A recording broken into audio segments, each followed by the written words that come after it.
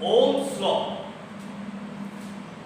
So V is directly proportional to I. So if we draw the graph of V and I, we get a straight line.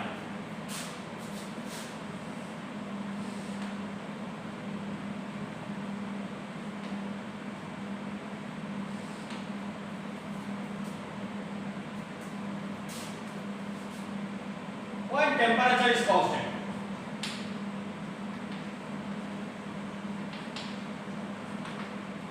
Temperature is constant. Now, this graph shows this kind of nature for conductors only. So, for small amount of current, conductors obey Ohm's law. That means if V is increased, I also increase.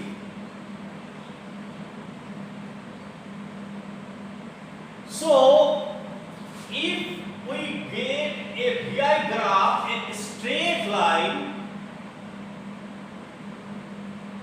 then we say that the material through which the VI graph is showing this kind of graph, we call that material is following Ohm's law.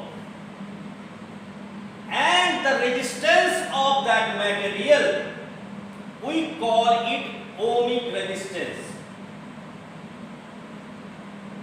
अच्छा, मैंने बोला कि थोड़े देर के लिए ही अगर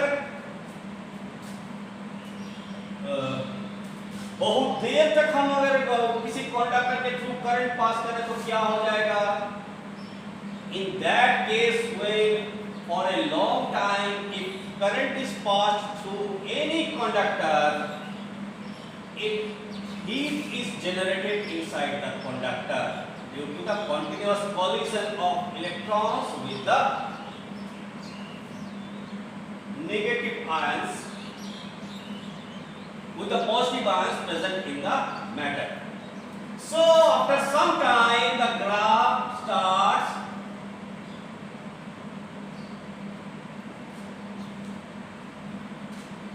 following this kind of line. So for a limited amount of current and for a limited or for a very small interval of time, we get a straight line, and after that we don't get a straight line because heat is generated, and when heat is generated, the resistance increases, and in that case V is not proportional to I. Clear? V increases, but I do not increase in that proportion. So up to this, when for a very small interval of time, we say that the conductor is behaving like an ohmic resistance. So anything which behaves like ohmic resistance, we call it ohmic conductor or following Ohm's law. If anything which do not follow Ohm's law, that is V is directly proportional to I, we call it non-ohmic resistance. Even so, we have very limited amount of collection of very limited amount of ohmic resistance in our surroundings. Example is a very good conductor when the current is applied for a very voltage is applied for a very small interval of time. In that case only we get this kind of straight line. Otherwise the line starts bending upward. If we use huge amount of current or we use that battery to supply voltage for a very long time. If long time voltage is supplied, then again high amount of current is produced. After certain time, the heat starts generating inside the conductor, and the conductor do not follow this straight line, and it moves in upward direction. That is why Ohm's law is followed in very limited interval of time and for very limited amount of current. So anything which follow this kind of curve we call ohmic resistance, and which do not follow this kind of curve we call it non-ohmic resistance. So let us study some non-ohmic curves or non-ohmic conductors. So first non-ohmic conductor, even this is a non-ohmic conductor, current is passed for a very long time. And then again we come voltmeter. Voltmeter, you have read in earlier classes in class 8 that chemical effect of current, or even in how you have read in your chemistry chapter, where chemical energy is converted into electrical energy. Yes, just like in cell or battery. So liquid batteries or liquid cells having a jar filled with electrolytes and electrodes are dipped, and we prepare a voltmeter. Voltmeter also, the current which we get in a voltmeter is non-ohmic. Just the curve is this line does not pass through origin.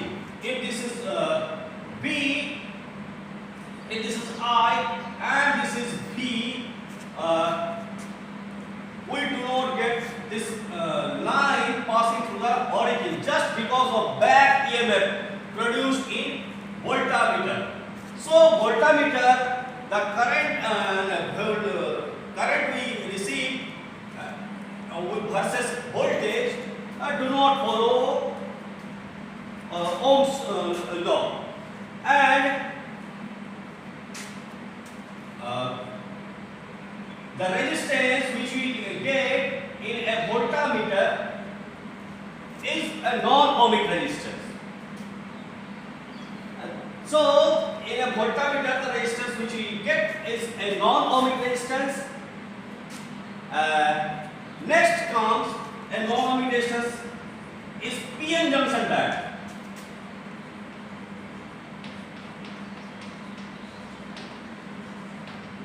All of you are a child of modern era, so everyone you must knowing about PN junction diode, or you know about the diodes. And in diode we don't get a curve like this, so the resistance of a diode is non-ohmic resistance.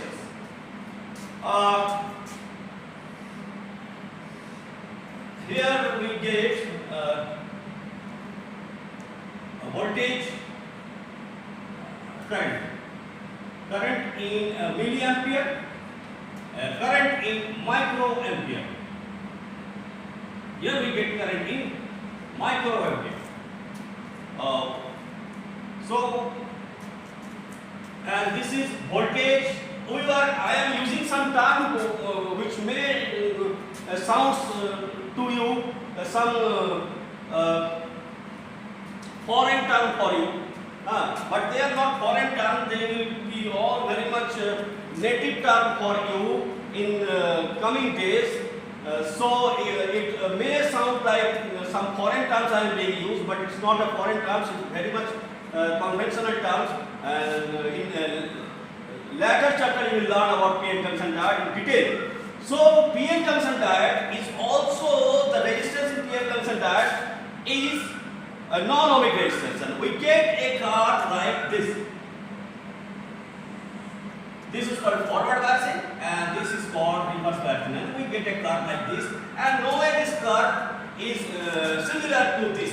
So the resistance in a PN junction diode is a non-ohmic resistance.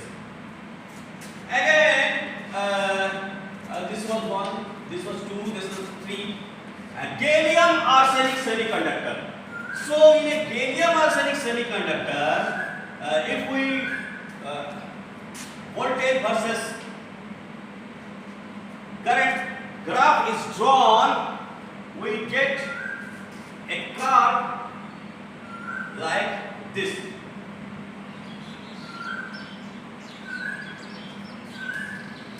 This is for gallium arsenic semiconductor. Again, the curve is nowhere near to this, and the resistance which we get from gallium arsenic semiconductor is not ohmic resistance, but obviously it is a non-ohmic resistance. And so gallium arsenic semiconductor is another example of non-ohmic resistance. Also for superconductor we use that is also non-ohmic resistance. I will use some. I will give some lecture on superconductor some other day. Superconductors also do not follow Ohm's law. So the resistance of the superconductor, which is considered to be 0, must be a non-ohmic resistance. Lalu